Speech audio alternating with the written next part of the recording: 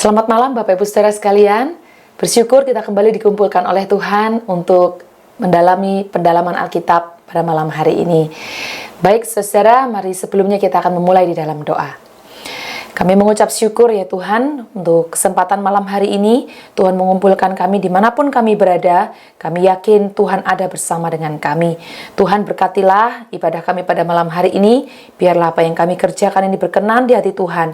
Dan kami rindu Tuhan pendalaman Alkitab malam hari ini kembali menguatkan, menyegarkan kembali hati kami dan rohani kami. Bahkan menumbuhkan kembali rohani kami supaya kami makin bertumbuh. Bahkan kami bisa berbuah-buah bagi Tuhan. Terima kasih Tuhan Yesus, kami serahkan ibadah pendalaman Alkitab pada malam hari ini. Dalam nama Tuhan Yesus kami berdoa. Amin. Saudara, mari saya mengajak kita untuk menyanyikan sebuah pujian, bukan dengan barang fana. Karena memang Allah telah menyelamatkan kita, bukan dengan emas dan perak, tapi dengan darahnya sendiri yang mahal. Dia telah menebus setiap kita. Mari kita menyanyikan pujian ini dengan sungguh-sungguh, dengan hati yang mengucap syukur untuk anugerah Tuhan. Bukan dengan barang fana Kau membayar dosaku, dengan darah yang mahal, tiada noda dan celah.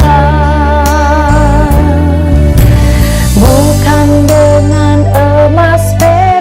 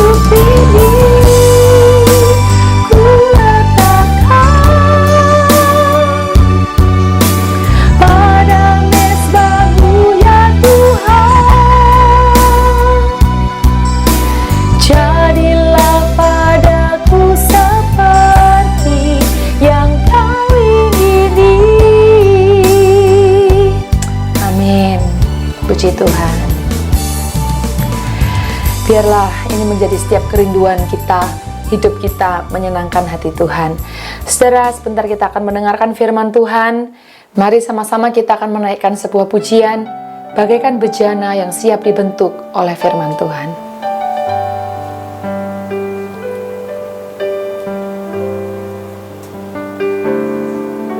Bagaikan bejana siap dibentuk, demikian hidupku di tangan-Mu. Dengan urapan kuasa Roh-Mu, ku dibaharui selalu. Jadikan ku alat dalam rumah-Mu, inilah hidupku di tangan-Mu. Bentuklah seturut kehendak-Mu, pakailah sesuai rencana-Mu. Ku mau seperti-Mu, Yesus, disempurnakan selalu dalam segenap jalanku, memuliakan nama-Mu. Amin.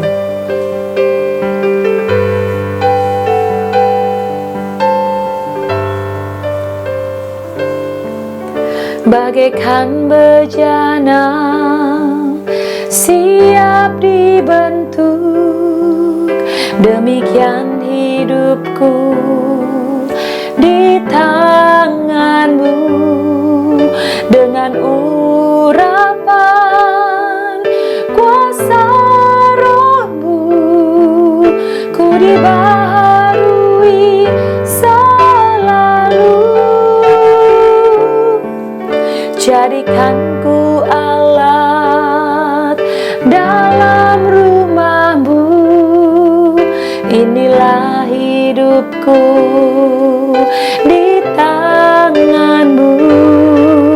Bentuklah seturut kehendak-Mu, pakailah sesuai rencana-Mu.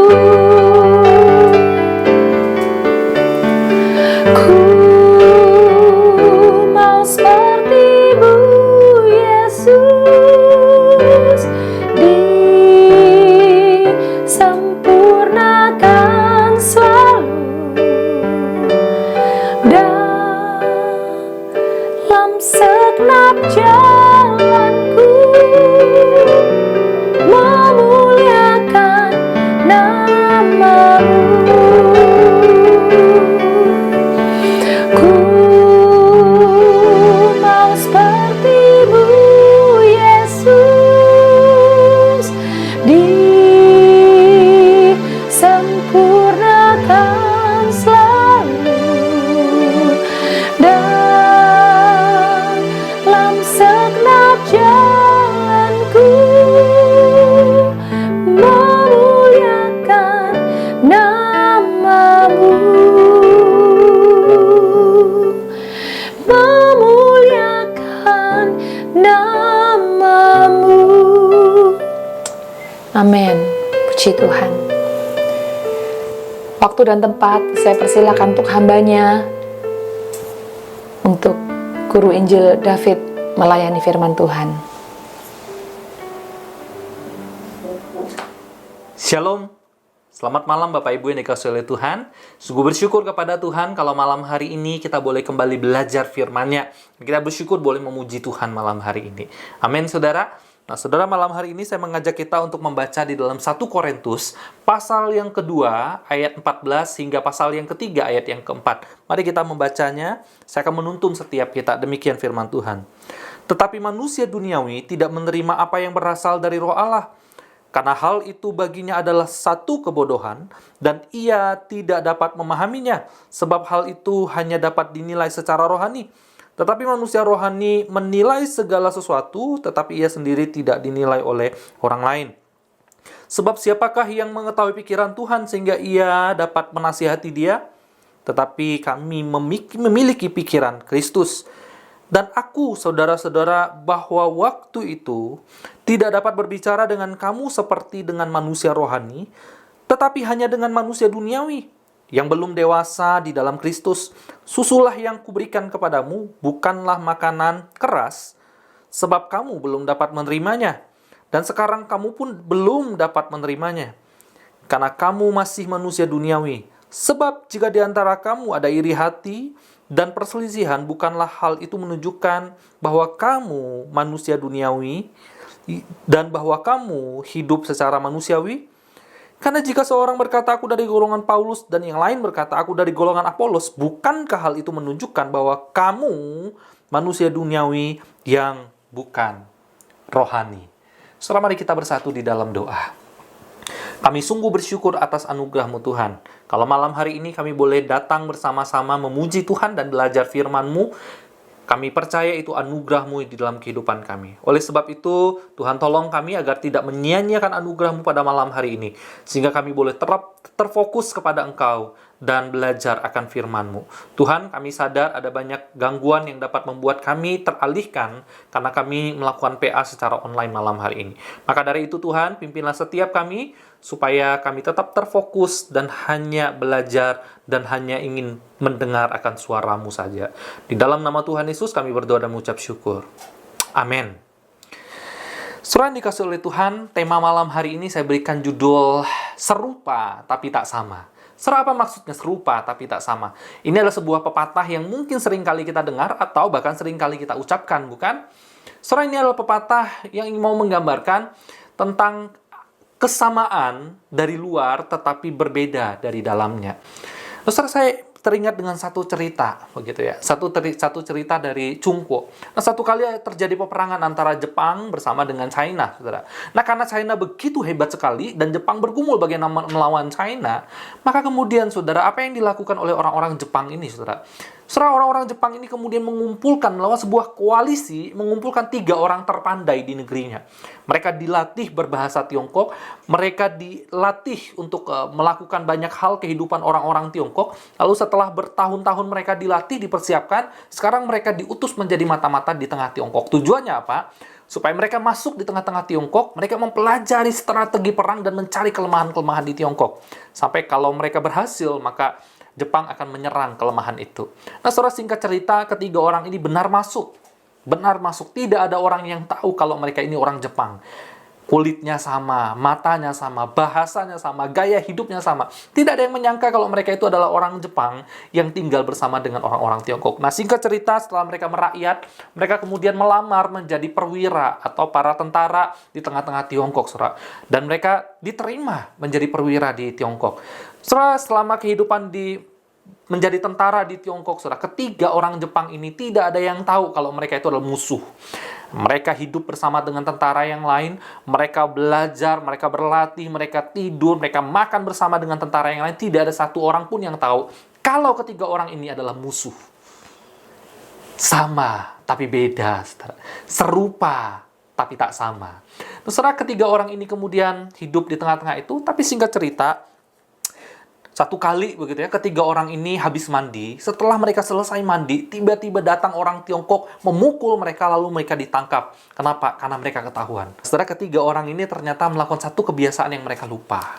Orang-orang Tiongkok biasanya kalau habis mandi, saudara, hal kecil begitu ya. Orang-orang Tiongkok biasanya kalau habis mandi, mereka itu akan menggunakan handuk untuk dilap ke wajah mereka. Tapi sementara orang-orang Jepang, kalau mereka habis mandi, mereka tuh punya kebiasaan yang berbeda lagi. Kalau habis mandi, mereka itu pakai handuk, ditempelkan ke muka, lalu yang digosok itu adalah mukanya, saudara. Jadi bukan handuknya, begitu ya. Nah, kebiasaan ini ternyata mereka lupa untuk bawa. Nah, pada akhirnya ada orang Tiongkok, tentara Tiongkok yang memperhatikan. Mereka mulai curiga dan mereka mengidentifikasi bahwa ini bukan orang Tiongkok. Maka ketiga orang ini ditangkap lalu kemudian dihukum mati. Saudara, begitu mengerikan bukan? Kalau sampai musuh yang tidak ketahuan ini tinggal di dalam komunitas para tentara, dan kemudian kalau mereka sampai mencuri strategi dan mengetahui kelemahan orang-orang Tiongkok, bukankah ini akan menghancurkan negara Tiongkok pada waktu itu? Tetapi syukurnya tentara Tiongkok mengetahui itu dan mereka tidak berhasil. Nah, saudara, malam hari ini saya juga rindu mengajak kita untuk merenungkan dengan kehidupan gereja, begitu ya. Sebetulnya kalau kita perhatikan di dalam 1 Korintus ini, Saudara, Paulus juga mengajak kita untuk melihat sebetulnya. Ternyata di tengah-tengah gereja, di dalam komunitas orang Kristen, ada orang-orang yang belum percaya Tuhan. Ada musuh-musuh, ada orang-orang yang tidak punya pikiran seperti Kristus, Saudara. Saudara, mari kita perhatikan baik-baik, Saudara. Seperti apa orang-orang itu dan bagaimana Paulus menyebut ketiga orang tersebut, Saudara. Saudara, kalau kita perhatikan di dalam ayat yang ke-14, Paulus berkata begini, tetapi manusia duniawi tidak menerima apa yang berasal dari Roh Allah, karena hal itu baginya adalah satu kebodohan dan ia tidak dapat memahaminya, sebab hal itu hanya dapat dinilai secara rohani. Saudara, di ayat 14 Paulus berkata, tetapi manusia duniawi. Lihat baik-baik, Saudara. Apa maksudnya manusia duniawi, Saudara? Saudara, kalau Saudara perhatikan di dalam bahasa aslinya, manusia duniawi di sini artinya adalah natural man, Saudara. Apa artinya? Saudara, ini Paulus sedang menunjuk kepada manusia secara ilmiah, begitu ya. Manusia secara ilmiah, artinya mereka adalah orang-orang yang belum punya Kristus, tidak mengenal Kristus, bahkan tidak mampu memahami apa itu Injil. Atau bahkan lebih parah lagi, mereka tidak mengenal dan mampu memahami hal-hal yang sifatnya rohani. Nah, itu disebut sama Paulus adalah manusia duniawi, yaitu manusia yang natural, yang tidak ada Roh Kudus dalam hidupnya, dan mereka tidak percaya Kristus. Nah, contohnya apa? Contohnya misalnya kalau kita perhatikan di dalam Yohanes pasal 3 ayat 12, di sana juga Yohanes menggunakan kata natural man, Saudara. Dikatakan begini ya, Yohanes pasal 3 ayat 12, kamu tidak percaya waktu aku berkata-kata dengan kamu tentang hal-hal duniawi. Jadi, pada waktu Tuhan Yesus ngomong kepada Nikodemus, begitu ya, kamu tidak percaya pada waktu aku berkata dengan kamu tentang hal-hal duniawi, bagaimana kamu akan percaya kalau aku berkata-kata dengan kamu tentang hal-hal yang surgawi. Nah, setelah Tuhan Yesus di sini sedang mengacu kepada Nikodemus yang hidupnya adalah tidak ada Roh Kudus, yang hidupnya belum percaya kepada Yesus. Dia memang belajar kepada Yesus, dia memang datang kepada Yesus, tetapi Yesus belum jadi Tuhan di dalam hidupnya. Nah, itu yang dimaksudkan oleh Paulus di sini. Jadi Paulus melihat ada satu golongan, satu jenis orang di tengah-tengah komunitas orang Korintus itu, yaitu manusia duniawi. Ya, betul-betul manusia duniawi. Mereka itu melihat salib itu satu kebodohan. Mereka itu tidak melihat Yesus itu sebagai Tuhan yang mati di atas kayu salib, yang kemudian bangkit. Mereka hanya melihat Yesus itu sebagai guru dan rabi. Tidak lebih dari itu, Saudara. Lalu kemudian, contoh lain misalnya, pada waktu Paulus di Athena, begitu ya, Paulus diejek oleh filsuf Athena, begitu. Nah, pada waktu itu Paulus memberitakan Injil. Kalau Saudara perhatikan di dalam Kisah Rasul pasal 17 ayat 18 dan sekian, Saudara. Saudara, pada waktu Paulus itu memberitakan Injil kepada orang-orang di Athena, dan pada waktu dia ada di depan para filsuf itu menganggap apa yang Paulus sampaikan itu sebuah omong kosong, Saudara. Nah, orang-orang seperti ini adalah orang-orang yang duniawi, begitu ya. Orang-orang yang Paulus sebut di ayat 14 itu manusia duniawi. Nah, Saudara, ada banyak contoh lagi kalau kita perhatikan di dalam Kisah Para Rasul. Paulus datang memberitakan Injil kepada beberapa orang di Korintus, begitu. Paulus malah bukan orang-orang ini malah bukan bertobat dan percaya kepada Yesus, tapi orang-orang ini malah kembali mengejek Paulus. Bahkan ada yang mengatakan bahwa Paulus itu gila. Kalau Saudara perhatikan di dalam Kisah Rasul pasal 26, begitu ya. Jadi, intinya adalah manusia duniawi adalah orang-orang yang secara aktif menolak Yesus itu adalah Tuhan. Mereka mungkin percaya bahwa Yesus itu adalah nabi. Mereka percaya mungkin Yesus itu adalah rabi atau guru-guru yang pintar, tapi bukan Tuhan. Dan apalagi mereka percaya kepada kebangkitan Yesus, sama sekali enggak. Jadi Paulus mengatakan orang-orang seperti ini adalah orang-orang yang manusia duniawi, Saudara. Dan orang-orang seperti ini ada di tengah-tengah golongan orang-orang Korintus, Saudara. Saudara, sangat mengerikan, bukan? Ternyata ada orang datang ke gereja, tapi mereka tidak percaya Yesus. Ternyata ada orang ibadah, tapi mereka sebetulnya tidak beribadah kepada Yesus. Ternyata ada orang memberikan persembahan, ada orang yang melayani, tapi sebetulnya mereka tidak sedang melayani Yesus. Saudara, bukankah itu satu hal yang mengerikan sekali? Saudara, ada satu survei yang dilakukan di beberapa gereja, gitu. Khususnya saya dapat survei ini, saudara. Survei ini dilakukan di Sydney, kalau tidak salah, di Australia atau di Amerika, begitu ya. Nah, survei yang pertama itu mereka lakukan kepada ribuan anak-anak muda, saudara, di Australia. Bagaimana mereka itu memahami tentang kebangkitan Yesus? Apakah mereka itu percaya atau tidak, saudara? Setelah dilakukan kepada hampir 2.000 lebih anak-anak muda, dan kaget sekali waktu saya melihat hasil surveinya. Saudara tahu hasil surveinya seperti apa? Dari semua jawaban, ada 40% dari 2.000 orang ini, saudara, mereka tidak percaya kepada kebangkitan Yesus. Orang-orang yang disurvei ini adalah orang-orang yang aktif datang ke gereja. Mereka ibadah, mereka pelayanan. Tetapi mereka sendiri tidak percaya Yesus bangkit. Saudara, bukankah ini satu hal yang mengerikan yang terjadi di hari ini? Saudara, mungkin kita berkata, oh itu mah anak muda, kalau orang tua mungkin enggak, begitu ya. Saudara, survei yang kedua, ini lihat saudara. Saudara, survei yang kedua, begitu ya, menunjukkan, ya, dilakukan kepada ribuan orang tua juga. Mereka sudah puluhan tahun ke gereja. Saudara, kalau tidak salah survei ini dilakukan dari tahun orang-orang yang kelahiran 86, 80-an, begitu ya, sampai 2000-an, begitu. Artinya mereka adalah, kalau hari ini, mereka adalah orang-orang yang udah usianya 30 tahun lebih datang ke gereja, saudara. Dan yang menarik, saudara, dari semua survei ini, ternyata ada 13% mengaku, begitu ya, mengaku tidak percaya kepada Yesus. 4% tidak tahu, lalu kemudian 22%, saudara, berkata bahwa Yesus itu hanya sebuah cerita fiksi, seperti di film-film, seperti dongeng-dongeng. Dan 18% tidak yakin tentang semua itu. Nah, saudara, ini satu berita yang sangat mengerikan, bukan? Mereka 30 tahun datang ke gereja. Mereka melayani dalam gereja. Mereka dengar khotbah tiap minggu. Mereka pelayanan. Tapi ternyata masih ada orang yang seperti itu. Tidak sungguh-sungguh percaya kepada Yesus, saudara. Saudara, itulah golongan yang pertama. Saudara, bagaimana dengan kita hari ini? Bagaimana dengan kita hari ini?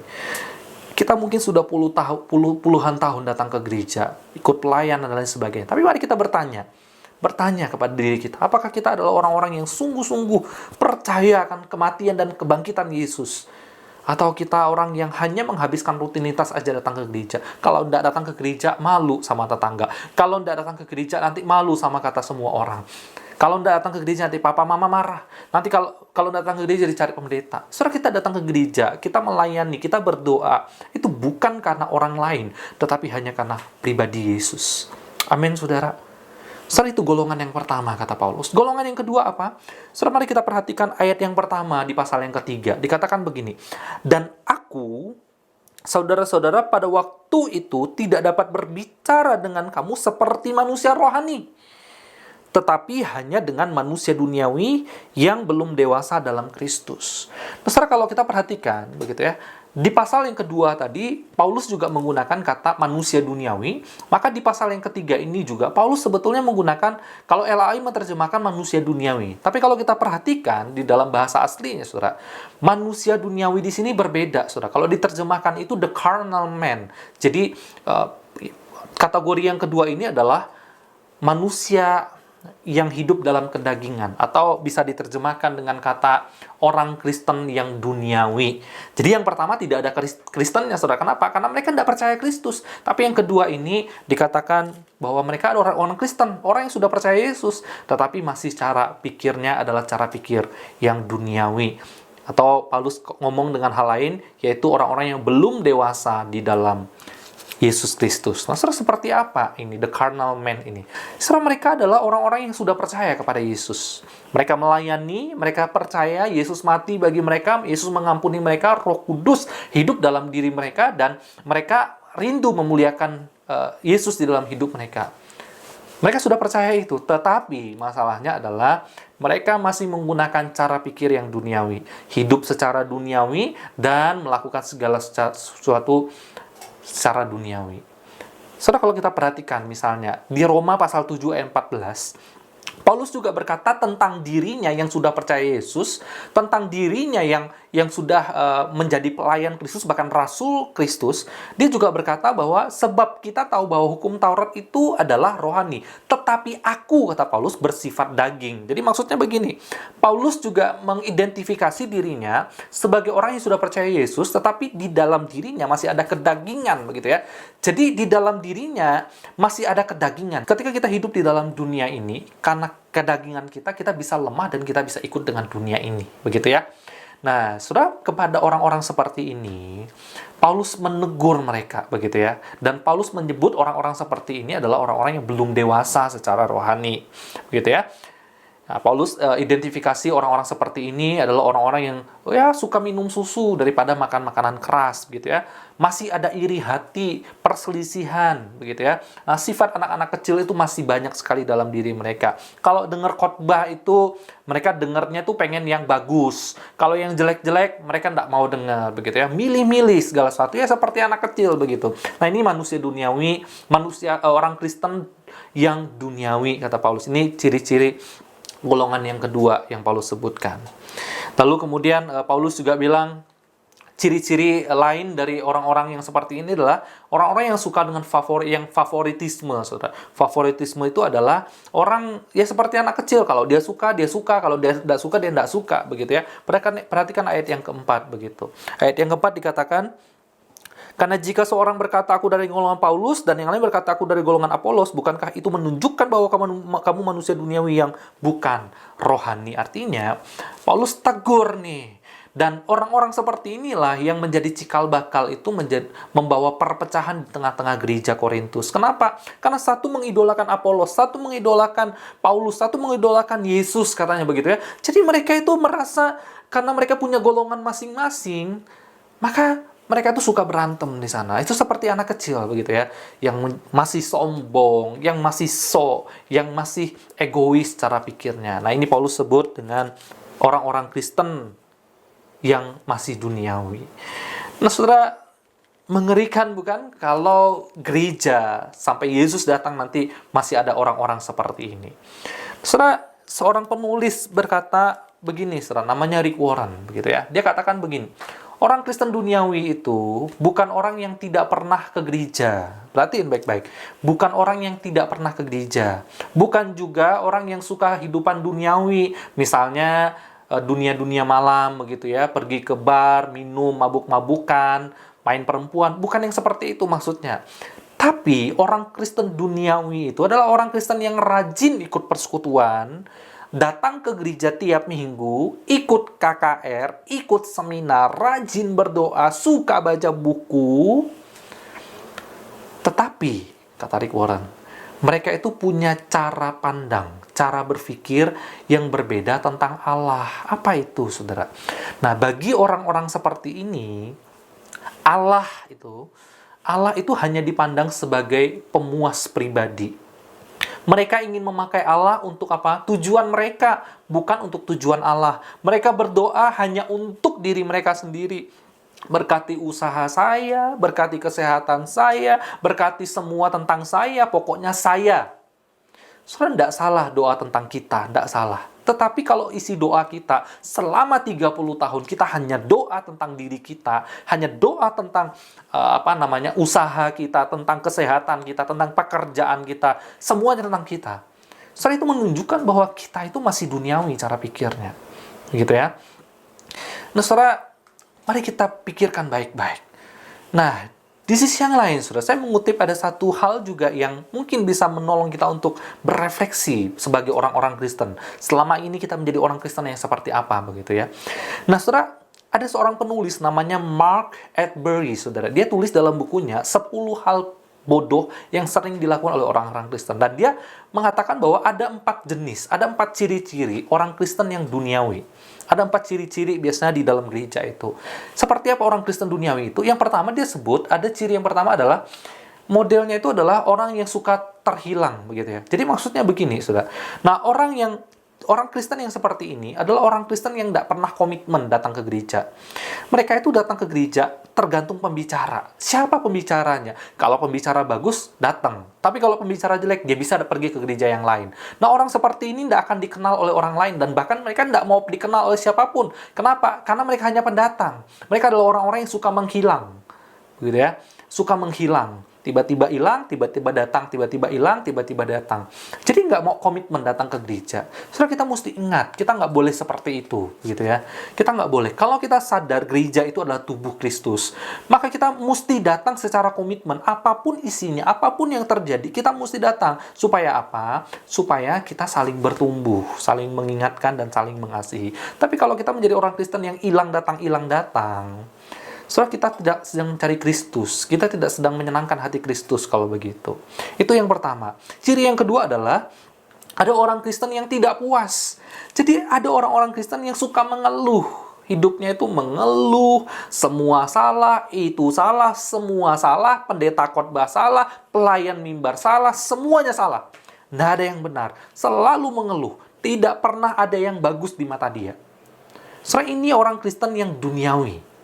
Gitu ya, masih cara pikirnya adalah masih cara pikir duniawi, bukan orang Kristen yang rohani, gitu ya. Lalu yang ketiga, dia sebutkan ciri yang ketiga tipikal orang Kristen duniawi, dia bilang itu adalah orang Kristen yang gelandangan. Saudara, seperti seorang gelandangan. Mohon maaf ya saudara, gelandangan itu kan kerjaannya cuma minta-minta. Jadi semuanya itu tentang dia. Jadi ini sebuah istilah aja gitu ya. Jadi ada orang Kristen itu yang ya sepanjang umur hidupnya, seberapa lama dia datang ke gereja, seperti itu pun hidupnya, begitu ya. Ya, pokoknya semua masalah itu tentang dia. Kalau datang ketemu sama rekan-rekan yang lain, dari dulu bertobat sampai sekarang, ngomongnya tentang dia. Dialah yang punya banyak masalah, dialah yang harus dikasihani, dialah yang harus diberkati, dialah yang harus terima sumbangan, pokoknya semuanya tentang dia. Seperti seorang gelandangan. Tidak pernah berpikir bagaimana dia itu memberikan kepada gereja, melakukan yang terbaik bagi gereja. Tapi justru bagaimana gereja itu melakukan sesuatu yang baik bagi dirinya. Itu mental seorang gelandangan, saudara. Nah, itu yang ketiga, saudara. Dan yang keempat, saudara. Yang keempat adalah tipikal orang Kristen yang duniawi. Kata Mark Edbury, dia bilang begini, saudara. Yaitu ada orang Kristen yang kalau datang ke gereja itu baik. Jadi kalau dia datang ke gereja itu, buka pintu gereja itu seperti pintu ajaibnya Doraemon, saudara. Jadi begitu buka dunia yang berbeda, begitu ya. Jadi ada orang-orang Kristen yang tipikal keempat ini, dia bilang, ciri-ciri orang yang Kristen duniawi yang keempat ini adalah, ya orang yang kalau datang ke gereja, kelakuannya tuh baik.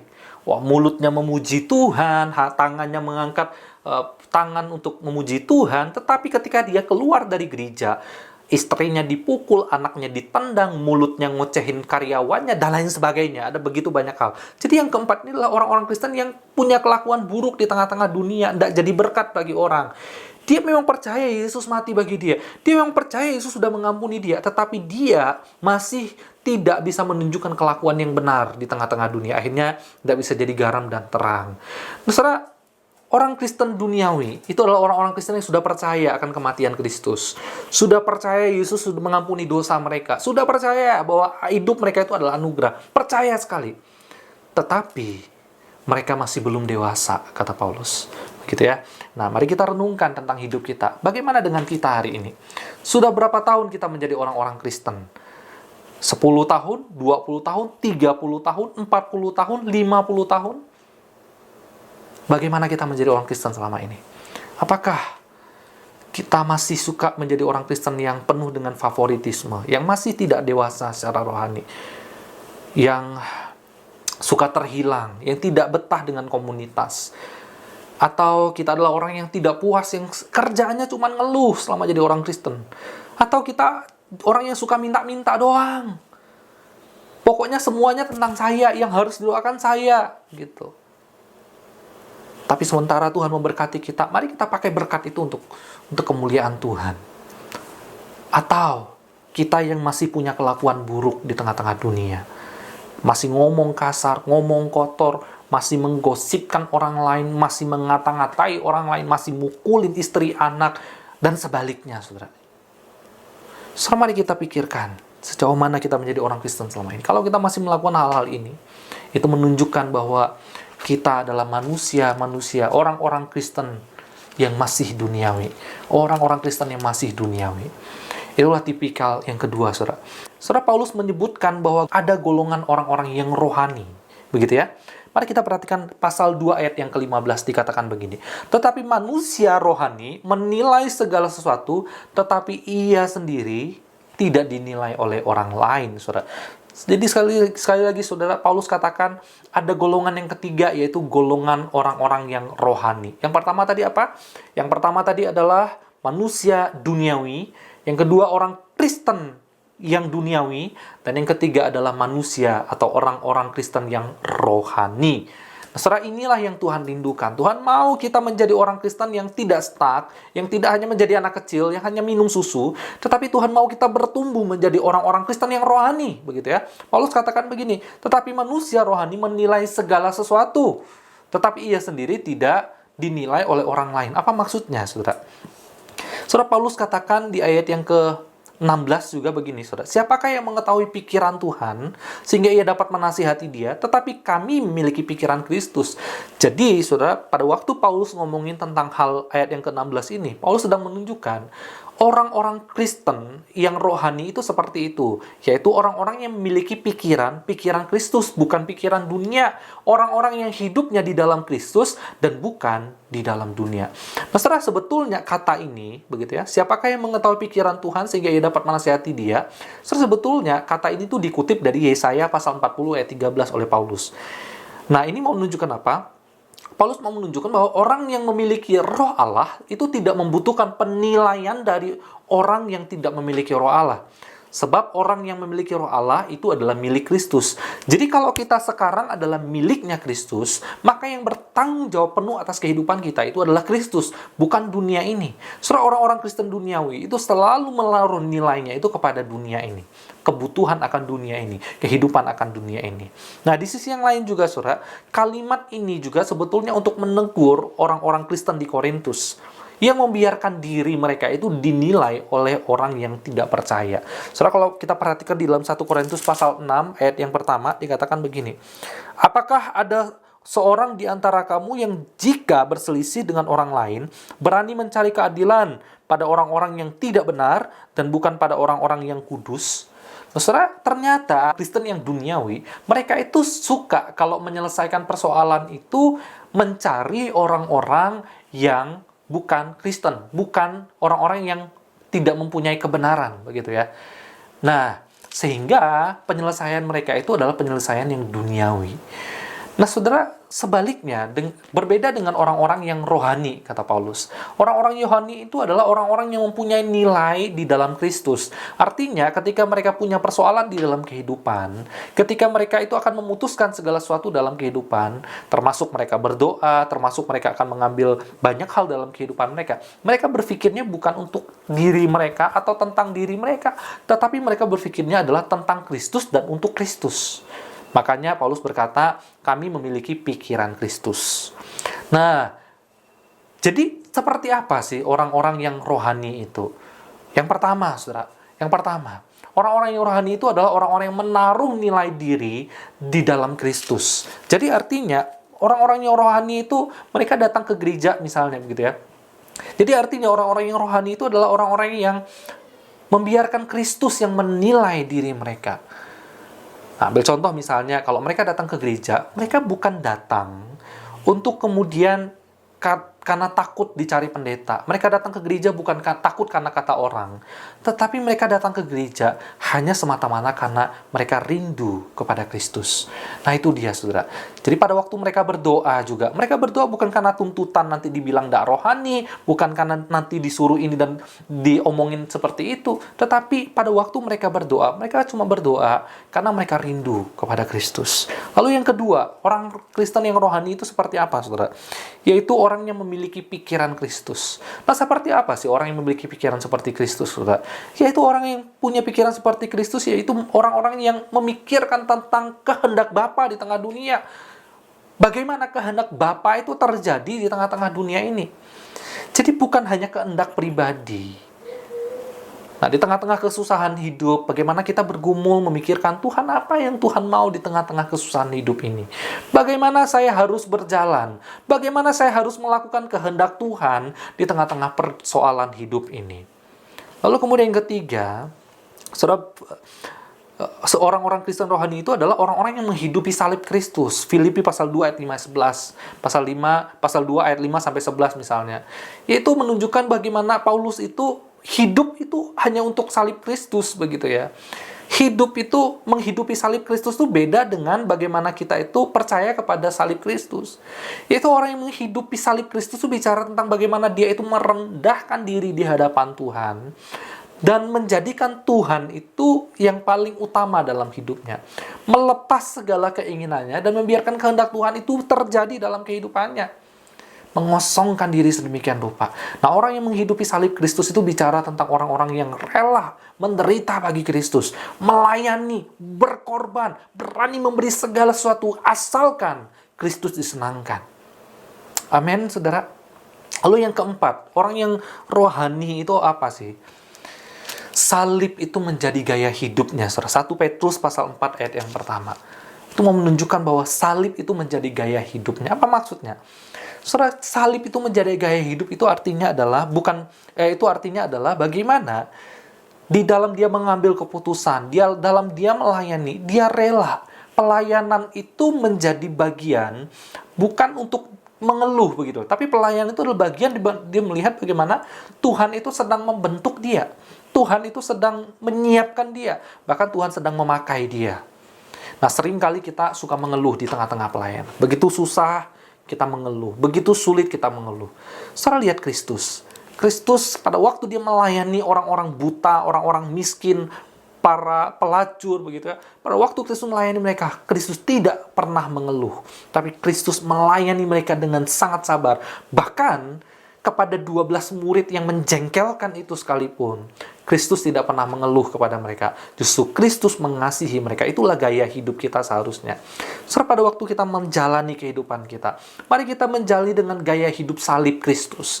Bagaimana kita ini dengan rendah hati mengasihi siapapun. Bagaimana kita ini dengan rendah hati menunjukkan Kristus itu siapa kepada orang-orang di sekitar kita.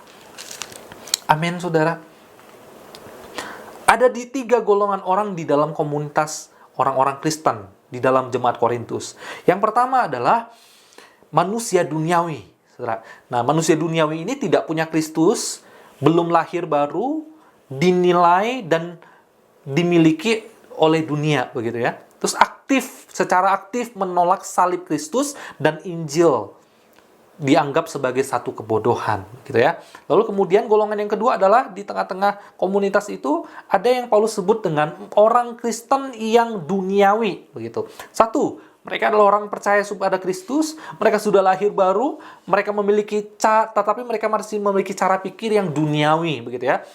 Dan mereka secara pasif menolak Injil. Jadi maksudnya begini, mereka pasif menolak Injil itu maksudnya adalah ya, mereka percaya kepada Injil, mereka percaya bahwa Injil Yesus Kristus itu ada dan itu sudah membenarkan mereka, tetapi mereka tidak pernah punya kerinduan untuk memberitakan Injil itu. Begitu ya. Kalau orang manusia duniawi benar-benar menolak, nggak ada itu Injil. Tapi kalau orang-orang yang Kristen yang masih duniawi, ya mereka takut memberitakan Injil. Nanti kalau beritain Injil, saya ditolak, saya dimusuhi, saya diusir, dan lain sebagainya. Usaha saya disusahi, begitu ya. Itu yang terjadi, saudara. Nah, lalu kemudian mereka percaya kepada salib Kristus, tetapi tidak menghidupinya. Ini orang Kristen yang masih duniawi. Kenapa? Karena masih melihat salib itu sebagai satu kebodohan. Salib itu hanya merugikan, begitu ya. Sehingga, ya saya mau percaya Yesus, saya mau datang gereja, saya mau kasih persembahan, tetapi jangan kasih saya salib, begitu. Jangan yang susah-susah. Nah, ini masih cara pikir orang Kristen yang duniawi. Pikirnya masih pengen senang-senang. Masih gaya hidupnya gaya hidup yang lama, begitu ya. Lalu, yang terakhir, golongan yang terakhir adalah Paulus sebut sebagai orang Kristen yang rohani, spiritual man, begitu ya. Yaitu mereka orang yang percaya kepada Kristus, mereka sudah lahir baru, nilai diri mereka itu terletak hanya kepada Kristus, Mereka percaya dan tidak pernah khawatir dengan hidup ini. Kenapa? Karena mereka percaya bahwa Kristuslah yang memegang kendali kehidupan mereka. Sehingga apapun yang terjadi, mereka hanya percaya kepada Kristus. Mereka aktif menerima dan menghidupi salib Kristus. Artinya, mereka orang-orang yang giat, yang mau berjuang, begitu ya. Bukan hanya mau doa di rumah, tetapi juga yang mau berjuang melayani Tuhan. Bukan hanya berdoa di rumah, tetapi orang yang berjuang keluar untuk memberitakan salib Kristus. Bukan hanya orang yang ngomong-ngomong doang tentang kekayaannya, tetapi orang yang berani memberikan persembahan kepada Tuhan. Tidak takut, karena Kristus adalah yang paling dan lebih dari semuanya, begitu ya. Nah, itu gaya hidup orang yang rohani, saudara. Jadi, saudara, kita lanjutkan begitu ya. Nah, ada seorang penulis lain katakan begini, saudara. Francis Chan namanya, dia bilang begini. Salib memang identik dengan penderitaan. Dan memang orang yang memikul salib adalah orang yang memiliki kerelaan untuk menderita. Tetapi kita harus hati-hati di sini. Nah, tolong pahami bahwa tujuan Alkitab bukanlah untuk menjadikan kita itu orang-orang yang arketisme. Itu artinya orang-orang yang memikirkan bahwa penderitaan itu adalah sebuah kerohanian. Kalau makin menderita, maka rohani makin tinggi, begitu ya. Nah, saudara, Francis Chan lanjutkan, dia katakan begini, kita mengalami penderitaan bukan demi penderitaan itu sendiri. Kita merindukan Yesus, itu yang paling penting. Dan penderitaan itu selalu menemani Yesus. Jadi intinya dia katakan begini, saudara. Jadi kita jadi orang Kristen, kita menderita itu harusnya bukan karena kita itu terlalu sibuk, kita itu terlalu melakukan banyak hal, begitu ya. Lalu kebodohan-kebodohan di dalam hidup kita, bukan itu. Tetapi maksudnya dia adalah penderitaan kita itu adalah karena kita dekat dengan Kristus. Kenapa? Karena semakin dekat kita dengan Kristus, punya relasi dengan Kristus, maka kita semakin dekat dengan penderitaan sebetulnya. Kenapa? Karena Kristus itu dekat dengan penderitaan, begitu ya. Dan penderitaan itu adalah kita ingin Yesus, tetapi membatasi apa yang mau kita korbankan demi Dia. Kita ingin Yesus, tapi masih banyak hal yang kita inginkan di dalam hidup ini. Cambuk inilah yang akan kita hadapi sepanjang hidup. Bagaimana kita menempatkan keinginan akan Kristus dan menempatkan pikiran Kristus ketika kita hidup di dalam dunia ini. Dan itulah salib yang akan kita tanggung bersama-sama.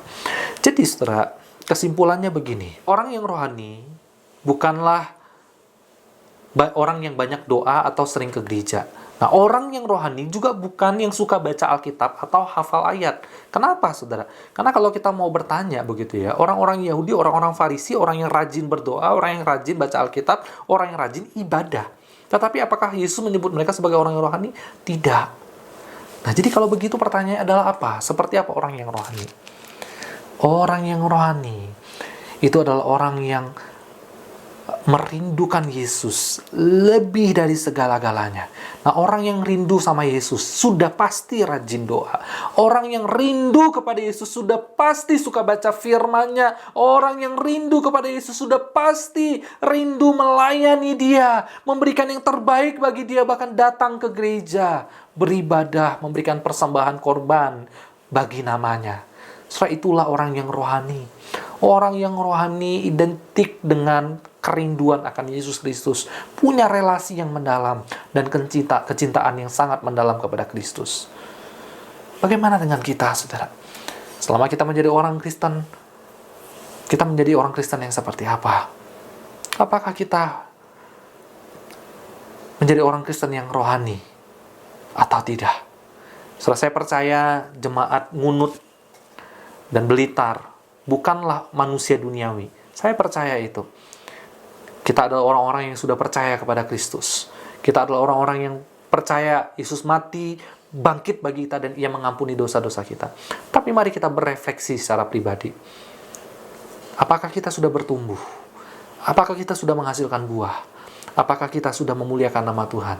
Apakah kita sudah rindu kepada Yesus Kristus yang sudah mati mengampuni dosa-dosa kita hari ini? Amin. Mari kita bersatu di dalam doa. Tuhan, kami bersyukur atas anugerah-Mu. Kami bersyukur karena Engkau memimpin kehidupan kami, bahkan Engkau mau mati bagi kami dan mengampuni setiap dosa kami. Oleh sebab itu, Kami bersyukur untuk firman-Mu malam hari ini kembali menguatkan kami dan menegur setiap kami, Tuhan. Bahwa kami seringkali masih punya cara pikir duniawi untuk menjadi orang-orang rohani. Kami dilihat seperti orang-orang yang rohani, kami dikenal sebagai orang-orang yang rohani, tapi seringkali hati kami masih duniawi, Tuhan. Ampuni dosa dan pelanggaran kami. Oleh karena itu Tuhan, malam hari ini kami bersyukur karena firman-Mu boleh mengingatkan kami. Tolong kami untuk terus bertumbuh. Tolong kami terus punya kerinduan untuk mencari Tuhan, merindukan Tuhan, dan menikmati Tuhan dalam hidup ini. Dan kami boleh menghasilkan buah bagi kemuliaan nama Tuhan. Terima kasih. Di dalam nama Tuhan Yesus kami mengucap syukur dan berdoa. Amin. Setelah PA malam hari ini selesai, Tuhan Yesus memberkati setiap kita. Mari kita tetap jaga kesehatan, jaga diri kita berjuang bersama-sama melawan corona, dan kita bangkit dari situasi yang terpuruk ini bersama dengan Tuhan kita. Amin.